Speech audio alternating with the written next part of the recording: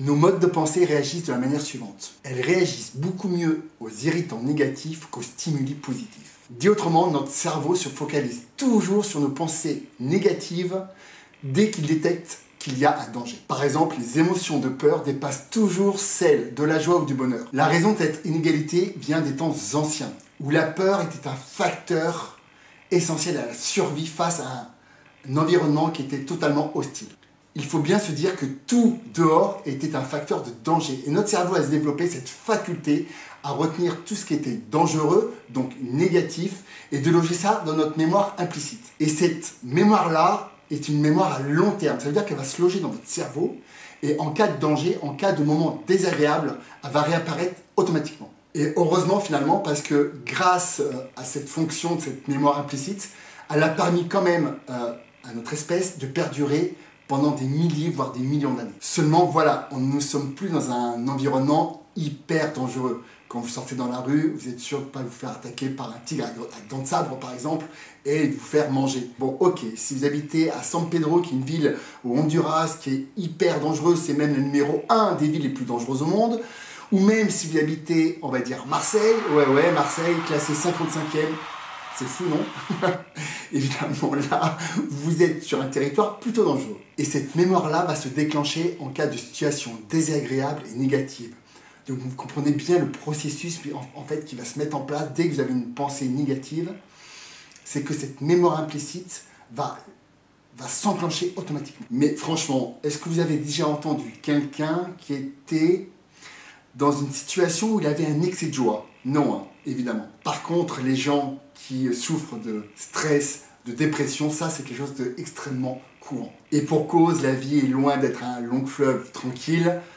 Je vais vous dire direct que vous allez en chier, car la vie aujourd'hui nous soumet tout le temps à des défis, à des stress permanents, à des difficultés, et souvent en plus sans nous accorder beaucoup de trêve.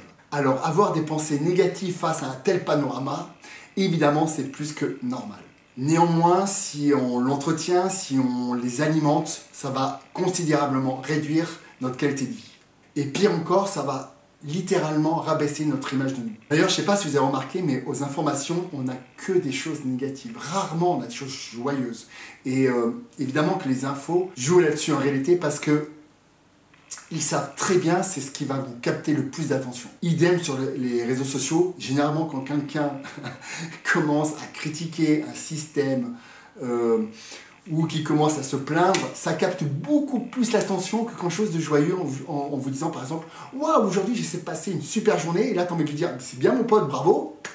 Par contre, quand il lui arrive une tuile ou une couille, alors là, c'est pas pareil. On est là en train de regarder comme si c'était une revue comme Gala ou comme Closer. Et là on se frotte les mains à savoir qu'est-ce qui t'arrive aujourd'hui, vas-y, ça m'intéresse. En réalité, les réseaux sociaux, c'est un champ d'observation de l'être humain qui est absolument formidable. Enfin, moi, j'adore regarder ça parce que c'est vraiment très représentatif ce que notre cerveau, en fait, nous retransmet. Alors évidemment, la meilleure façon de faire, ça serait de couper littéralement quasiment toutes les informations, ou alors s'accorder juste 5 ou 10 minutes d'informations, on ne peut pas couper totalement du monde non plus. Éviter les personnes négatives, et évidemment, c'est pour ça que ma première capsule a été là-dessus, de savoir bien s'entourer de personnes qui étaient plutôt positives, qui toujours vous encourager, et pas des gens qui vous rabaissaient en permanence ou qui étaient tout le temps dans la négativité. Car sinon, vous allez tout simplement nourrir ce système-là. C'est pour ça qu'il faut mieux fixer votre attention sur des choses positives, faire du sport par exemple, voir des amis, lire, sortir, bref, ne pas rester dans ce schéma-là totalement négatif. Il y a aussi beaucoup de personnes qui se réfugient dans la nourriture quand ils sont soumis à du stress ou à des pensées négatives. Mais bien évidemment, ne jamais oublier de ne pas mélanger les lipides avec les protéines. Oula, surtout pas. Et il faut se méfier également de l'apport calorifique de la saccharose. Voilà. Le geste mesuré, on garde le sens de la mesure. Et oui. Et vous savez pourquoi? Parce que ça va rehausser la dopamine. La dopamine, c'est quoi? C'est un neurotransmetteur qui se situe dans le cerveau et qui permet en fait d'enclencher le processus de récompense. Et plus vous allez augmenter votre stress, et plus ce système de récompense va s'enclencher. Et généralement, ça va toujours dans vos trucs les plus favoris, quoi. Genre le sucre, voilà. Et c'est pour ça que souvent, quand on est soumis au stress, qu'on n'est pas bien, qu'on a des pensées noires, on se réfugie souvent dans la nourriture, et notamment le sucre. N'est-ce pas, mesdames? Dites-vous bien que notre cerveau est fait pour nous préserver psychologiquement. Alors, bien évidemment, physiquement, c'est pour ça que les régimes marchent au début et puis au bout d'un moment, votre métabolisme se bloque pour éviter de perdre trop de poids, mais aussi psychologiquement, notamment au niveau de votre humeur. Et dès qu'il va être soumis au stress, il va tout faire pour compenser cela. Dans tous les cas, le fait de se sentir mieux instantanément sera toujours plus fort que le fait de se maîtriser. Et je vais vous parler d'un cas concret, notamment des personnes qui se réfugient dans la nourriture.